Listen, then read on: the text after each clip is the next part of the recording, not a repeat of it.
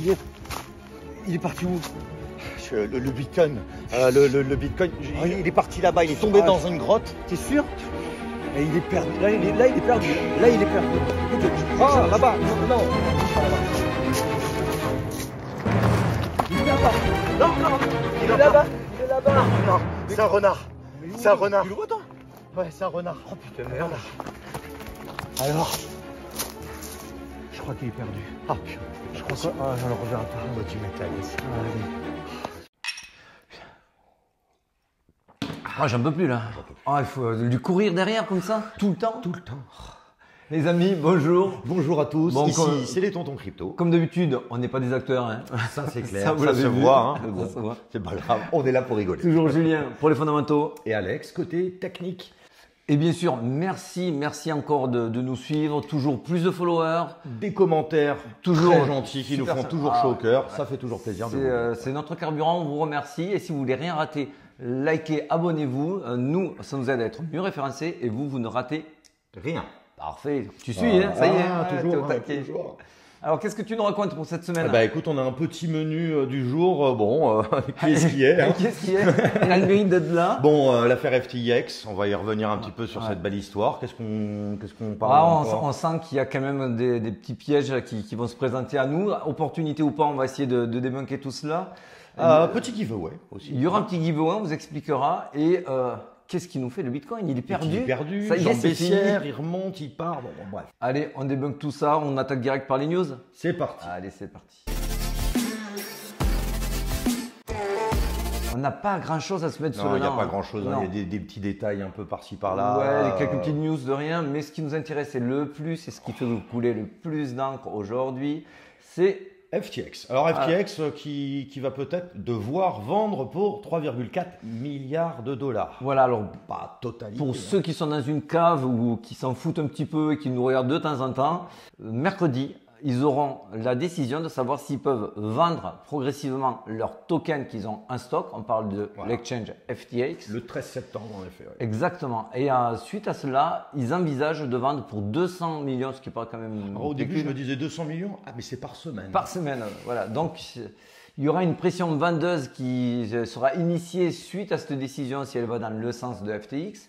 Donc, ça sera effectivement pour rembourser leurs dettes et les créanciers. Là, on a récupéré, donc c'est chez CoinTribune, la liste des jetons qui risquent à subir un dump. Donc, on a surtout du Solana, il y en a pour 700 millions. Le FTT, bon, on ne va pas en parler parce que si vous en avez, c'est que vraiment vous aimez vous faire du mal. Hein. Donc, quand même. C'est pas faux. L'utilité du FTT en 3 pages. Vas-y, tu as 10 minutes. Je t'écoute. Donc voilà, alors le Solana, on va en parler de suite. Attention. Voilà. Alors ça, c'était très bien parce qu'en fait, on voit cette news qui pourrait nous dire, attention, il y a un énorme baisse qui va arriver. Il va y avoir un unlock, si on peut dire. C'est pas vraiment un unlock, mais il va y avoir une dilution des jetons. Forcément, donc ça peut peser dans le prix. Et en fait, à chaque fois qu'on est dans cette période-là où on annonce c'est la fin du Solana, c'est là qu'ils reviennent plus belle. Eh oui, c'est toujours pareil. C'est toujours la même chose. C'est ce qu'on vous disait. Hein, côté contrarien, il faut toujours essayer d'aller en dessous. Ce qui ne veut pas dire que ça ne va pas baisser. Bien sûr. Donc, effectivement, il y aura très certainement du coup un dump qui sera effectué dessus. Est-ce que ça veut dire qu'on doit le jouer ou pas? Il faut savoir que tout ce qui est annoncé, et là c'est pas de longue date, mais ça a été clairement annoncé et pricé en amont. C'est pour ça qu'on voit aussi aujourd'hui un petit peu tout dévisser. C'est que tout le monde est inquiet et veut retirer un petit peu d'argent en se disant ça va dévisser. Et ça c'est juste un effet d'annonce. Voilà, aujourd'hui ils n'ont rien vendu et tout le monde, par l'effet d'annonce, panique un petit peu. Effet boule de neige en finance. Exactement. Donc en fait, quand la news va arriver, dites-vous qu'à 90%, ça sera déjà pricé par les whales, les big whales, et qu'il vous restera que des miettes. Et on voit souvent dans ce genre de scénario, là, je vous le montrerai, là c'est celui de fin décembre. Ça, ouais. En fait, quand tout le monde pense que c'est la fin, que c'est fini, et ben en fait on a un joli rebond parce qu'on vous a attendu à ce moment-là pour vous prendre de revers. Là, on revient sur exactement le 28 décembre. On est sur vraiment une très très belle jambe baissière. À ce moment-là, je vous ai retrouvé des articles, ils étaient tous unanimes. On va à la cave. Une Solana, catastrophe, la catastrophe. Solana, ça allait à 7, c'était fini. Et qu'est-ce qu'on a eu derrière? Eh ben, un beau short squeeze. On a eu un énorme short squeeze, ça a été racheté massivement. Donc voilà, attention, soyez hyper prudents sur des annonces qui sont vues depuis longtemps. Que tout le monde a vu, dont les whales, dont nous, etc. Exactement. Tout le monde. Et leur jeu favori, c'est de vous laisser gagner un petit peu pour vous faire croire que vous êtes dans le bon sens, que vous avez compris ce qui se passait. Donc, pour mieux renforcer vos positions, et à un moment donné où vous aurez gratté un petit pécule, c'est là où le marché se retournera. C'est pas forcément ce qui va se passer, mais c'est ce que notre côté contrarien et ce qu'on voit régulièrement. On a quand même un petit peu de bouteille, un peu d'expérience. Oui, les cheveux blancs ne sont pas là par hasard. Et d'ailleurs, ça me rappelle même l'histoire de AXS, à un moment qui unlockait énormément de tokens. Alors tout le monde se disait, bah, ça va baisser, et ben bam, Voilà. Forcément, ils ont fait le contraire. Donc, tout ce qui est trop beau, attention, c'est vu, c'est pricé. Exact. Et même si effectivement c'est totalement dumpé, on parle de 10% du market cap. Je te l'ai dit, c'est 7 milliards et il y a presque 700 millions. Donc voilà. c'est moins de 10%. Donc si on le rapporte alors bien sûr, vous allez me dire, il y a peut-être aussi des leviers, etc. Mais bon, grosso modo. Si on le dilue, ça fait 16, il sera à 16. Bon, voilà, c'est pas la fin du monde. Voilà. Mais les effets d'annonce fait qu'aujourd'hui, ça part vite en panique. Exactement. Donc, et voilà. pourtant, c'est un très bon token. On peut, moi, perso, je dis toujours ce que je fais. Ouais. Je ne joue jamais ces effets d'annonce à rebours, même si, effectivement, il y a quelque chose à gratter ou pas. Mais c'est vrai que c'est dangereux. Ouais. Il faut, Bon, ben, on arrive sur notre super bonne nouvelle. Bon, alors, à la hauteur de notre chaîne, on n'est pas des gros, ouais, on fait ce qu'on peut. On redonne tous les fees. On tient parole, on tient parole. On n'a pas besoin de ça pour vivre, vous le savez. Ouais. On est dans le partage, on adore. En tout cas, donc il y a 100 $ de fees qui sont rendus à la communauté et j'ai gratté auprès de Mex 100 $ de plus. Mais c'est 100 $ futurs. Ça veut dire que ces 100 $ futurs, vous pouvez vous en servir pour gagner de l'argent, pour trader, tout ce que vous voulez, mais ils resteront toujours sur votre compte futur. Donc ça c'est important, vous ne pourrez pas les retirer en USDT et aller voir des… Voilà, ouais, tout à fait. Donc comment ça va se passer? Il y aura donc… Du coup, 3 lots? Et il y a 3 lots. Oh. Alors sur les 3 lots, le gagnant sera désigné, celui qui aura tradé le plus, lui c'est lui qui emportera le plus gros lot. Donc lui il va prendre les 100 $ de futur puisque c'est le plus gros trader, c'est lui qui s'en servira le plus et 50 € sur les fees. Ça sera le premier lot. Le deuxième lot, ça sera un tirage au sort parmi les traders MEX. Donc, il y aura un à 30 et un autre à 20. Donc, je résume.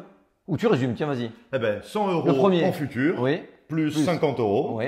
Après, le numéro 2, il prendra 30 € et le petit troisième, il prendra 20 € parmi les traders MEX. Vous avez jusqu'à vendredi 18h pour trader, pour que nous, on triera les patates pour savoir qui, machin et quoi.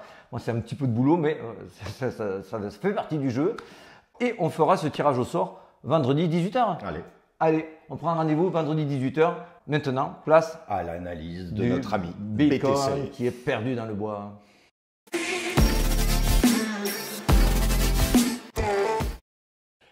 Très intéressant aussi.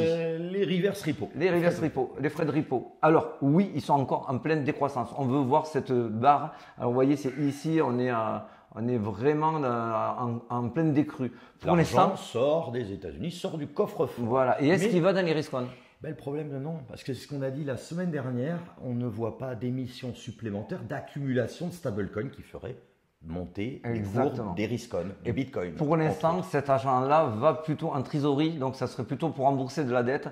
Il n'est pas encore visible dans les riscon et pour cause, parce qu'aujourd'hui, on a peur d'aller dans la crypto avec le FTX. On le voit comment le marché dévisse aujourd'hui. Donc forcément, ça ne donne pas envie. C'est aussi pour ça, entre parenthèses, à ceux qui nous suivent sur Telegram, lien en description pour ceux, si vous voulez nous rejoindre. Il y a des super partages, des super plans. On a vraiment des mecs hyper smart. C'est ce qu'on disait. Donc oui, là, sur le moment, ça fait peur de mettre de l'argent sur des altcoins. Donc nous, en trading sur du long, je me suis retiré des longs. Parce que moi-même, je n'achèterai pas des alts en ce moment-là, vu que c'est une petite panique et que ça ne donne pas envie d'acheter. Petite note positive, attention vraiment à mettre entre guillemets, mais elle donne quand même de la profondeur à ce qu'on vous a dit également semaine dernière, à savoir que même s'il y avait un combat de whales, on voyait quand même qu'il y avait de l'accumulation, qu'il y avait des prises de profit et que les deux, du coup, étaient un petit peu en conflit.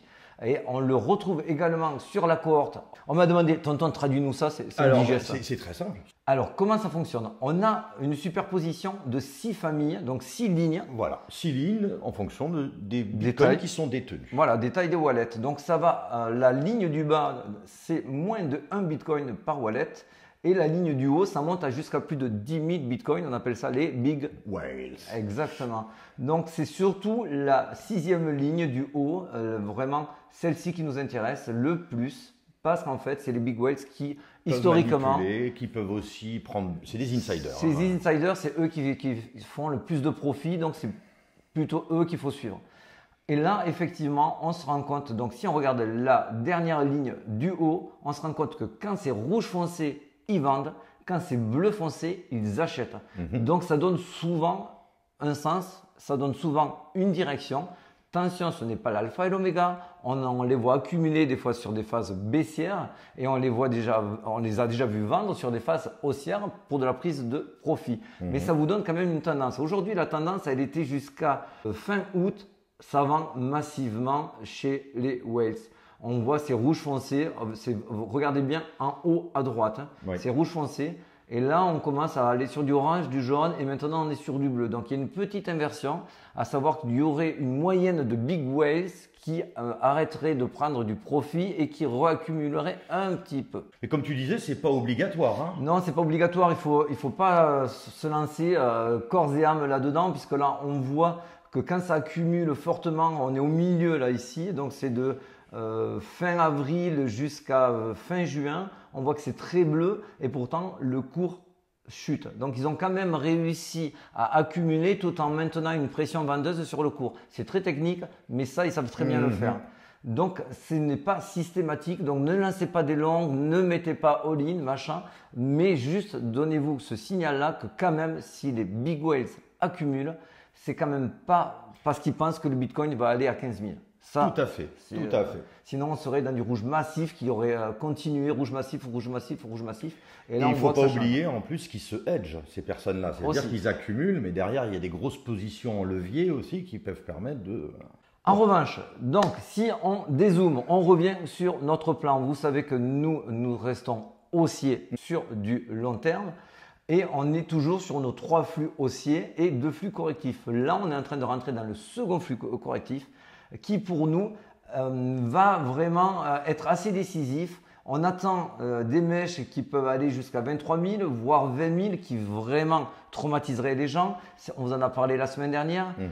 La seule chose qui me fait hésiter fortement encore aujourd'hui, c'est est-ce qu'on va aller à la traumatisation maintenant alors qu'il n'y a pas grand monde derrière qui trade, ou est-ce qu'on va faire croire qu'on va à la cave, faire croire qu'on va dumper encore plus pour repartir de plus belle? Ça, c'est une vraie hésitation parce que, à mon sens, je pense, comme je vous disais la semaine dernière, que si on vous faisait croire qu'on allait aller en dessous des 20 000 sans jamais y aller, beaucoup débagueraient au profit des big whales.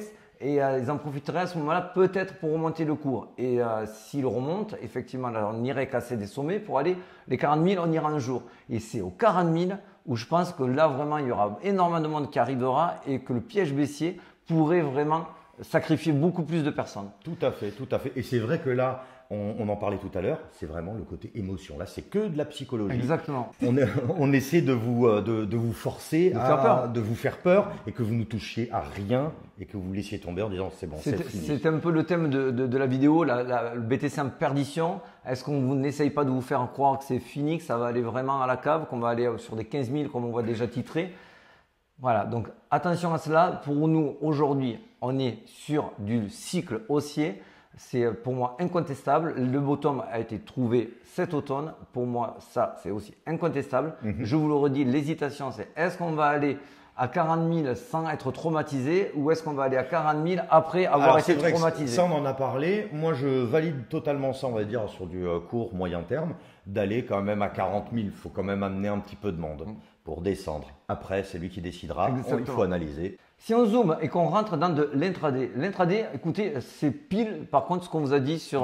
on s'était quitté la semaine dernière en disant pour nous, il y a de fortes chances qu'on aille visiter la box rouge. C'est ce qu'on a fait, on a méché fortement au-dessus.